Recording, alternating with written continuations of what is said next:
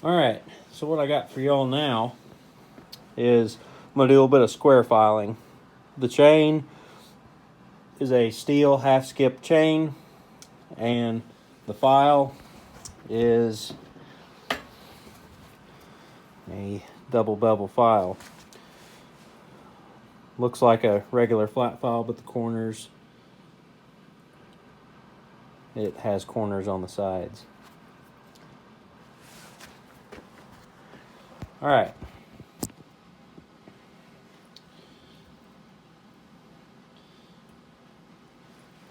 So, I can keep my hand out of the way.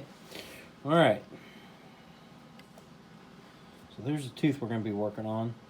That air hose is kind of handy because it's a little bit of extra contrast in the picture. So whenever I'm square filing, what I like to do is hold my thumb right there because you have to try to keep that chain from moving around too much. So I like to keep my thumb about right there on it. And then whenever you're trying to learn how to square file, it's a lot easier if you can get a chain that's already square ground, whether it be a factory grind or somebody that has a square grinder or can square file, if they do it for you. But the reason being for that is you can place your file inside the tooth and move it around until it fits. And you can kind of get your angles figured out. That's a lot easier to do it that way. So this here, whenever you're square filing also, there's 3 angles that you can change with your file. You can change this angle, and this angle. And generally speaking, to get you close to where you want to be, and then you can always tweak it from there, you can set each one of those angles at 45 degrees. So 45, 45, and 45. And see, that makes it fit in that tooth pretty good. So that bar is getting pretty sloppy, so that chain's kind of moving around, but 45, 45, and 45. I'll get in there. It's getting hung on a little. I'll try to move it around and there, get that glare out of there. So kind of move that around. You can kind of see that doesn't fit real good. That's starting to not fit good. So about there. And my stone is a different thickness than the file right now, just the way it's come out as I dress it. So there's a little bit of space in between the file and the tooth on the side plate. So you just kind of have to eyeball that and get it close. So that looks like that's going to be pretty close to where I need to be. And the main thing that you're trying to do is get the corner of that tooth lined up with that top corner of the file. You can see it's pretty close right there. So let's set our camera in here. And filing this far away from the camera is kind of tough, so I'll do my best to get it about right. And the other big thing whenever you're trying to square file is make your movements like a machine. Try to get the exact same movement every time.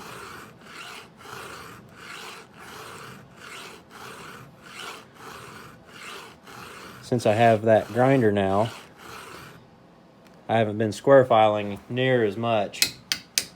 So my square filing skills are kind of rusty. Let's take a look, kind of see how this tooth is coming out here. Make sure I'm looking at the right tooth. That's the one that I'm wanting. And there it is.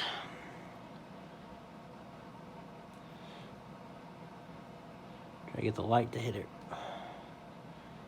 right. So you can see my corner's pretty low. Right there, not bad. See if I can look at it. Yeah. So my corner's pretty low. It's kind of hard to get a good get a good angle with that camera.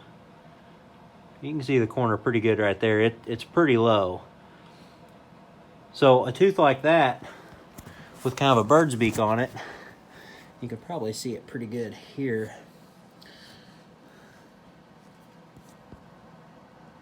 So you can see that really pronounced bird's beak sticking out here on the corner. So that tooth will cut really good, but it will dull out really fast. So that needs to be fixed. That's not a proper square filing job there. So I'll try my best to correct that. And with a file, it's really hard to correct those once they're off like that. But we'll do our best. Sometimes you have to kind of fudge on one of your angles just a little bit to try to get that corrected.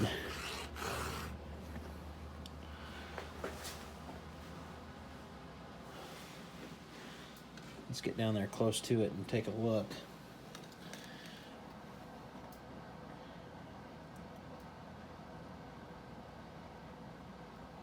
I've still got a pretty big beak on it. Let's see if we can get a good view from over here on it. This tooth right here. So it might be just a little bit better, but not. It's still off, but it's much better now. It's actually pretty close. It's closer than it looked at first, but it is still off a little bit. But that's kind of the problem with filing square chain by hand, is it's really hard to get everything perfect every time, and still have the length of the teeth this way. Trying to keep those even is really hard with a square file and make your teeth perfect. It takes a lot of practice. It's really hard to do. So let's go ahead and do one more tooth.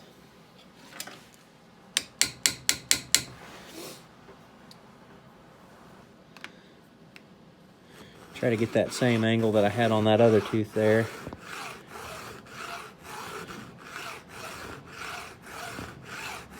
And once you get practice doing this,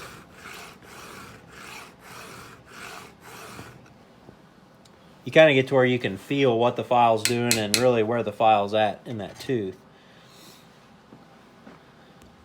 So that felt like it was pretty close. Like I said, once you really do a lot of square filing by hand, you get kind of a feel of where everything's at. See, that's pretty good. That corner's just maybe a little bit low, but it's pretty close. That's not bad. I would call that acceptable for a work chain.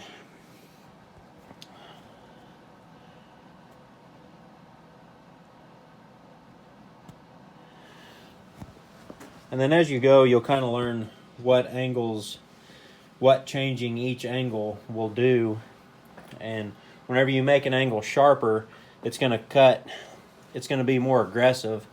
And depending on the size of your saw and the wood that you're cutting, it will cut better.